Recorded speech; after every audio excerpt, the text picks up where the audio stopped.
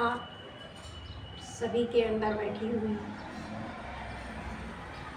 परमात्मा को खड़ा। तो जैसा कि हम सब लोग जानते हैं कि दुनिया में आने के पहले हम ये परमात्मा से वादा करके आते हैं कि आपको कभी नहीं भुलाएंगे, लेकिन दुनिया के माया जाल में पड़कर इंसान सब कुछ भूल जाता है और उसे ये भी याद नहीं रहता कि हम कहाँ से आए हैं और हमें कहाँ जाना है। तो इसी विषय में चर्चा करेंगे।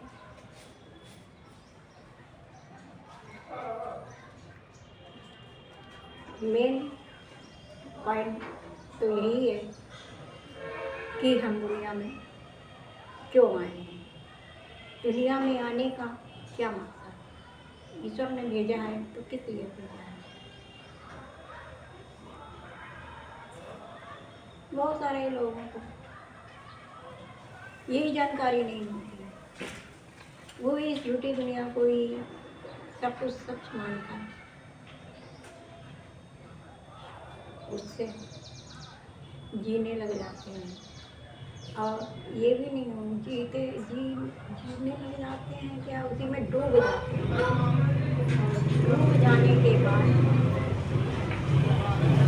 मर कर चले गए, लेकिन इस बात का पता नहीं चल पाता कि ईश्वर ने उन्हें क्यों भेजा है, वो इस दुनिया में किस लिए आए। अपने आप को जानने का उन्हें कभी मौका नहीं मिलता है, बस वो दुनिया की भीड़ में इस तरह से खो जाते हैं जैसे हम लोग रात में सपनों में इस तरह से खो जाते हैं कि जैसे पता ही नहीं चलता है कि ये सच है या झूठ है। इसी तरह से इस माया रूपी संसार में हम सब इसी तरह से डूब जाते हैं।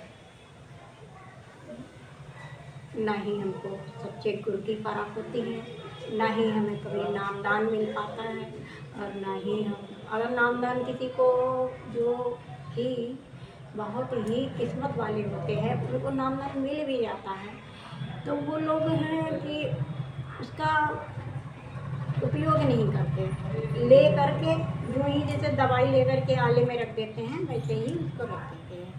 तो ये सब चीज़ें नहीं होनी चाहिए कि अगर गुरु महाराज ने उनको बिना मोल के अनमोल वस्तु प्रदान की है तो आपको भी चाहिए कि उसको जो है उसका मोल रखें, उसका उपयोग करें, और उपयोग करने से ही आपका जीवन बदलेगा।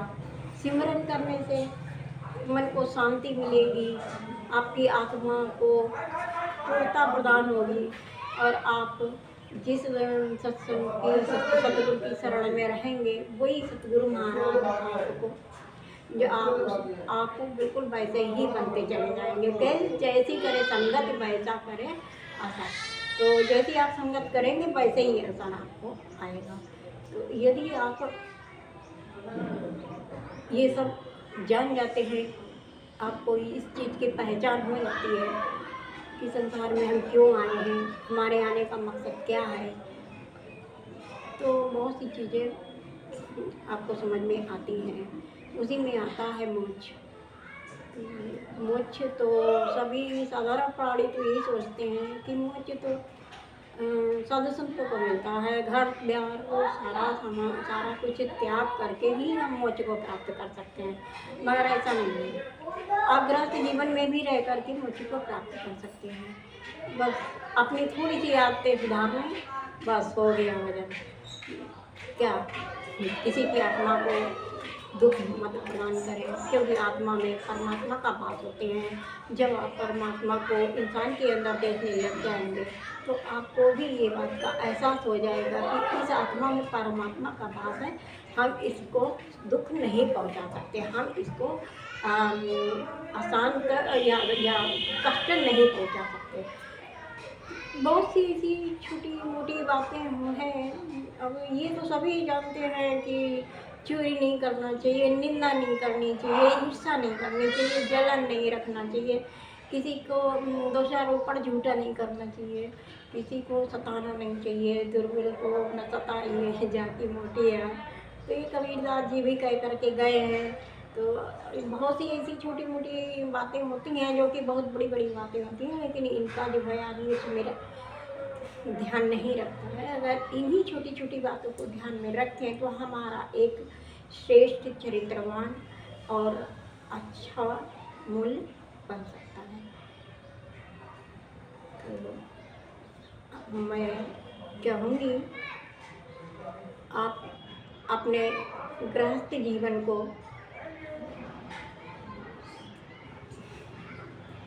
के कर्तव्य निभाते हुए और प्रभु के सानिध्य में रहें।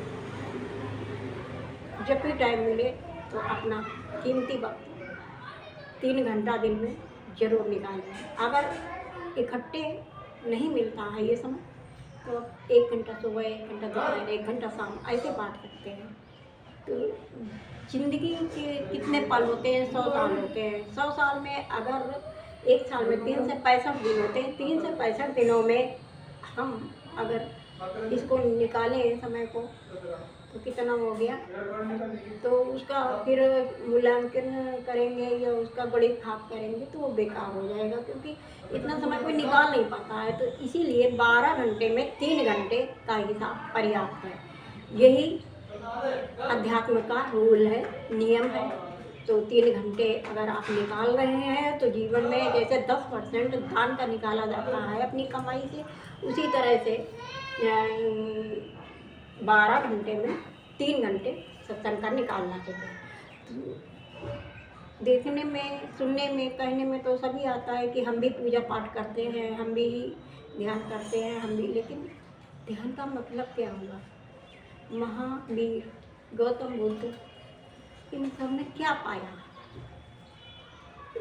क्या इन्हें कौन सी चीज़ ऐसी प्राप्त हो गई कि वो निर्विकार हो गए, वो बुद्ध को प्राप्त हो गए?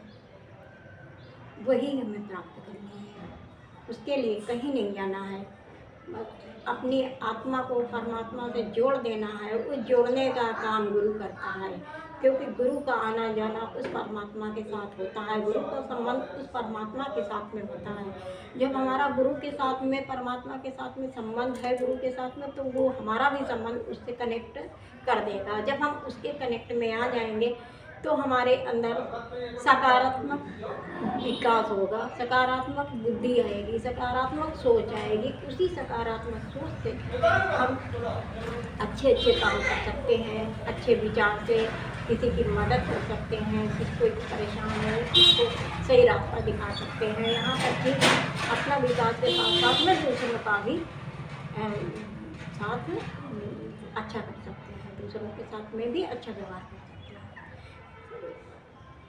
इसीलिए अगर हमारा ये वीडियो अगर आपको थोड़ा सा भी अच्छा लगता हो और आपको लग रहा हो कि हाँ, मैंने जो भी बात बताई है वो 100% बिल्कुल सच है, तो आप मेरे चैनल को लाइक करें और कमेंट करके ज़रूर बताएं, सब्सक्राइब करें। तो प्लीज़, मैं आशा करती हूँ कि मेरे द्वारा बताई गई सारी जानकारी आपको कैसी लगी। सभी को प्रेम नमन और सभी को धन्यवाद। सभी इंसानों के अंदर बैठी हुई परमात्मा की शक्ति को मैं नमन करती हूँ। धन्यवाद।